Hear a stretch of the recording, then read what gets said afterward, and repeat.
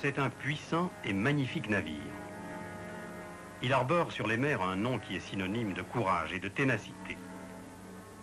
Clemenceau. Un porte-avions voguant à 32 nœuds, près de 60 km à l'heure. Une île flottante peuplée de 2200 habitants, presque tous très jeunes, et qui, entre deux exploits, rêvent de leurs escales et des souvenirs qu'ils en ont rapportés. Alors ce film, on le voit? Oh, encore une demi-heure. Les tribordés au poste d'aviation. Les tribordés au poste d'aviation. Pas de chance. Attends-moi, je reviendrai après son décollage. Bien sûr, quartier-maître Le Gall. Le travail avant tout. Mais puisque vous aimez tant le cinéma, permettez à notre caméra de vous suivre. Le Gall est un patron d'appareil. Il est responsable de ce gros breguet alizé tant qu'il reste à bord du porte-avions.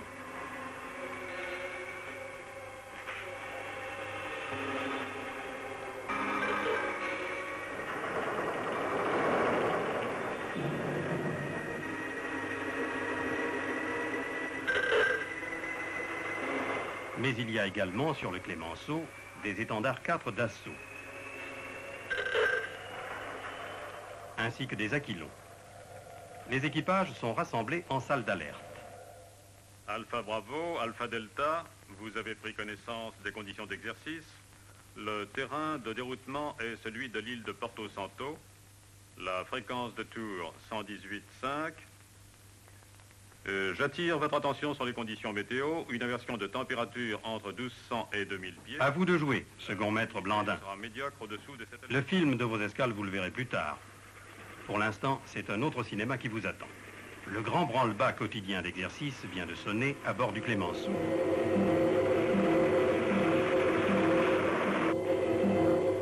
De sa passerelle, dominant le pont d'envol, le chef de service aviation frappe les 3 coups du balai aérien. Salle 2, salle 3, équipage aux appareils. Salle 3 reçu. Aux avions.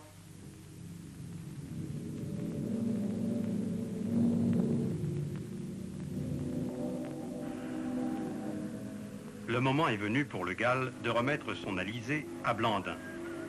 Un peu comme un père confie son enfant à un ami qui l'emmène en voyage.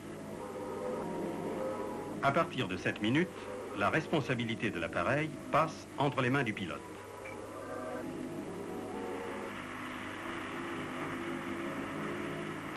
Bonne route. Merci.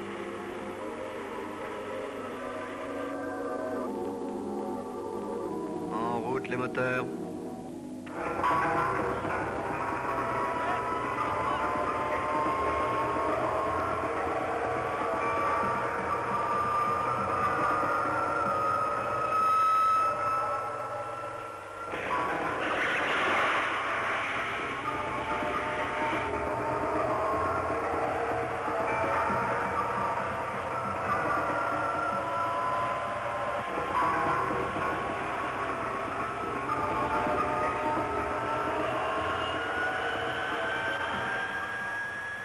Comme des frondes géantes, les catapultes lancent les avions en plein ciel.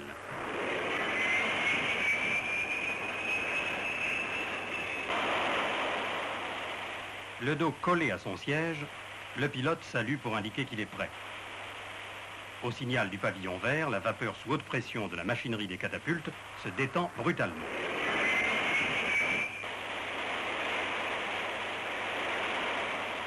En 50 mètres à peine, l'avion passe les 200 km/h.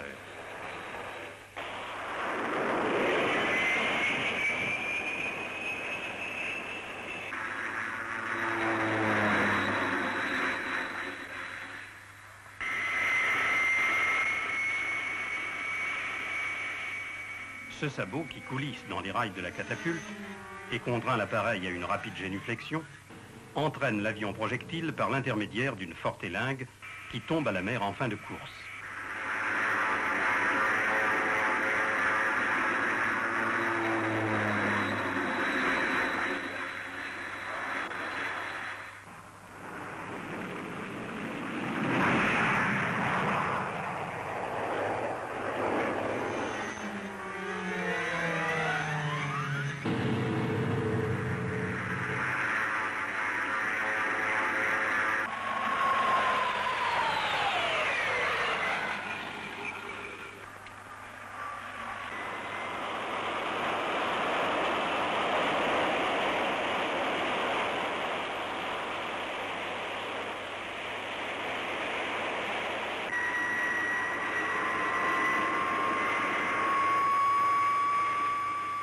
et les catapultages se succèdent sur le pont long de 250 mètres et large de 46. Toutes les 20 secondes, les catapultes lancent un avion de 15 à 20 tonnes. Véritable tir à répétition qui, en 20 minutes à peine, serait capable de vider le Clemenceau de sa cargaison de 50 appareils.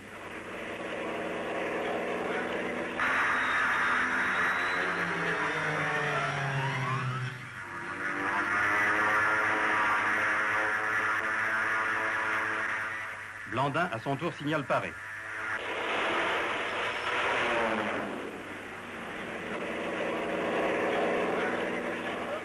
Le Gall a regardé son avion et son ami s'envoler.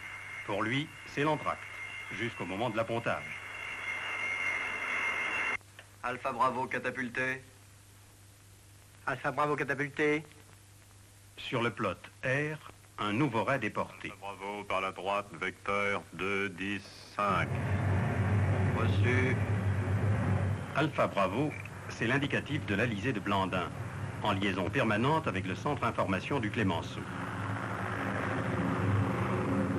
Comme tous les alizés catapultés, il est chargé de ratisser un secteur déterminé de l'océan, pour repérer un sous-marin qui jouera à cache-cache avec ses grands oiseaux curieux.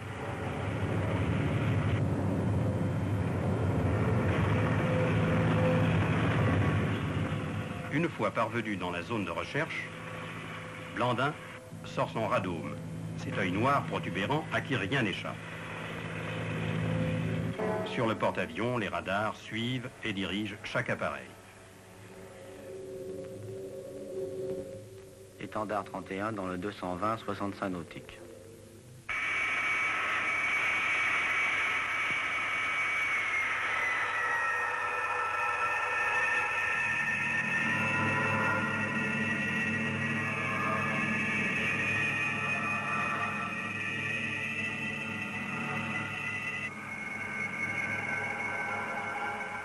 À 1100 km à l'heure, les étendards, avions de chasse et d'attaque, évoluent entre ciel et mer avec la souplesse inquiétante de squales à la recherche d'une proie.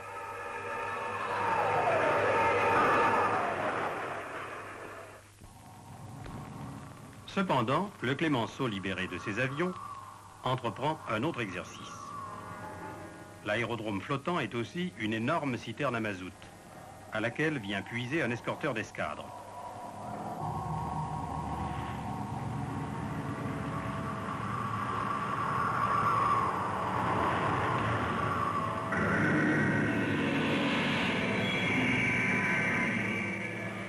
Manœuvre particulièrement délicate par grosse mer pour les deux bâtiments qui doivent, sous peine de rompre la manche de ravitaillement qui les relie, naviguer avec un parallélisme rigoureux.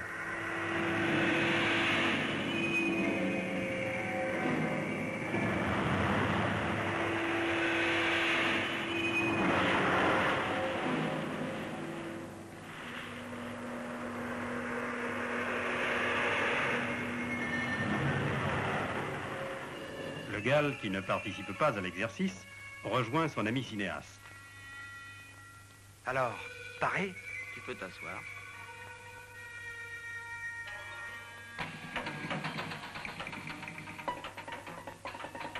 Oh, je reconnais. C'est le marché aux ivoires d'Abidjan. Oh, j'en ai rapporté une dent d'éléphant, et toi? Moi, j'ai acheté ce collier là.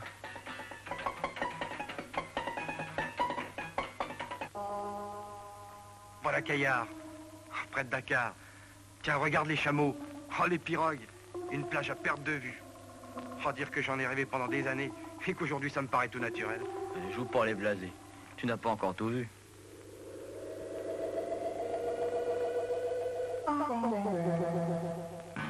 Tiens, la Madère, tu faisais moins le malin. Ah, ça c'est vrai. Ah, ils y allaient de bon cœur, les gars, en poussant le toboggan. Un moyen de transport unique au monde, paraît-il. Ah, mais je me demande qui de Blandin ou de moi craignait le plus pour son portrait.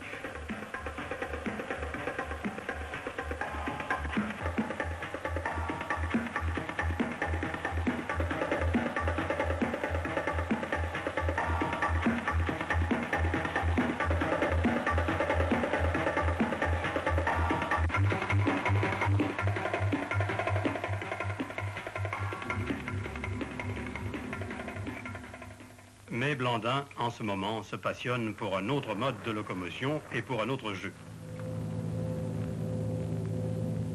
Écho dans le 300, 20 nautiques. Écho disparu. La bouée sonore, qui fait office de relais, écoute sous la mer. Reçu. Flash. Alpha Bravo, contact, bouée sonore 280. Le sous-marin est repéré. Mission terminée. Les premiers, les étendards 4, regagnent leur base mobile. Guidés par le miroir d'appontage, les grands oiseaux vont se prendre dans les raies tendus sur le porte-avions. À 200 à l'heure, leur crosse, comme un ergot, accroche l'un des 4 freins qui stoppe en 70 mètres la course des bolides.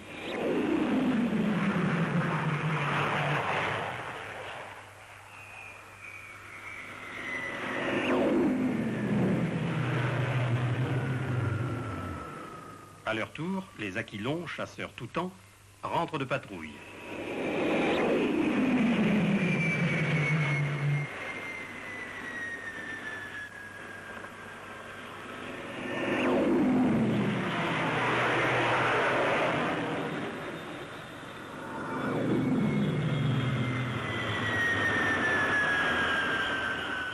Chaque 30 secondes, un avion apponte et dégage aussitôt vers l'avant, laissant le champ libre au suivant.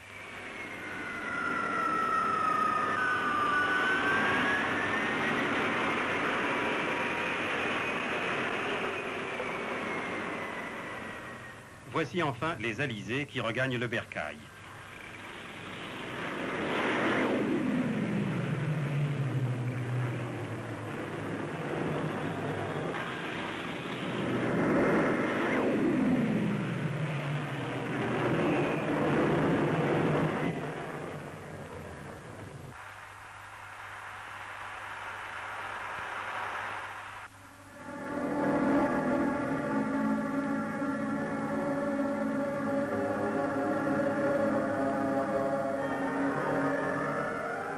La maîtrise, le coup d'œil et l'on peut dire le doigté de ces pilotes sont fruits d'un entraînement quotidien. Pour nous, chaque exercice est une performance. Mais pour les pilotes de l'aviation embarquée, c'est la routine.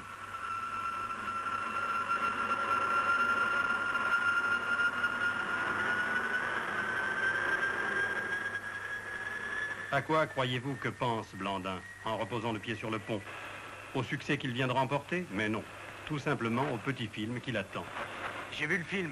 À Madère, c'est comme ça. Blandin et son ami Le Gall ont ce qu'on appelle un bon moral. Le Tigre aurait aimé cette jeunesse d'esprit, cette insouciance, cette camaraderie, au service du redoutable navire qui porte son nom.